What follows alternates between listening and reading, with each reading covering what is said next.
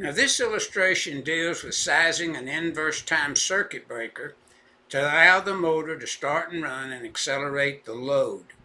Now step 1, we're finding the full load current. Now as mentioned, 430.6A1 refers to table 430.250 for the full load current rating of the motor, not the nameplate.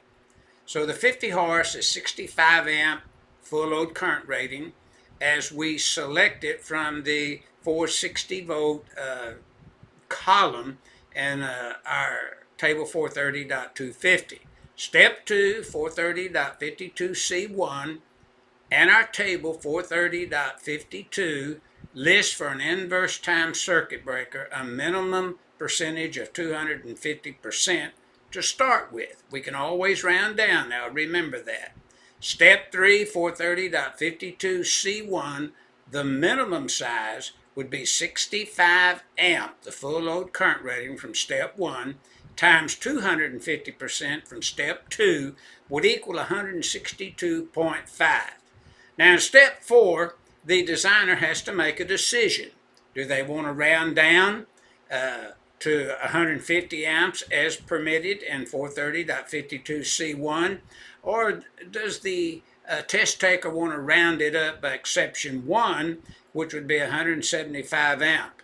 So this is something a test taker has to know.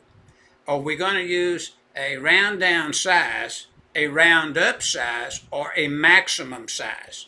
Now table 5, we're selecting the inverse time circuit breaker in step 5 in accordance with table 240.6A. Now the minimum size is 150 amps, round down size, but 430.52C1.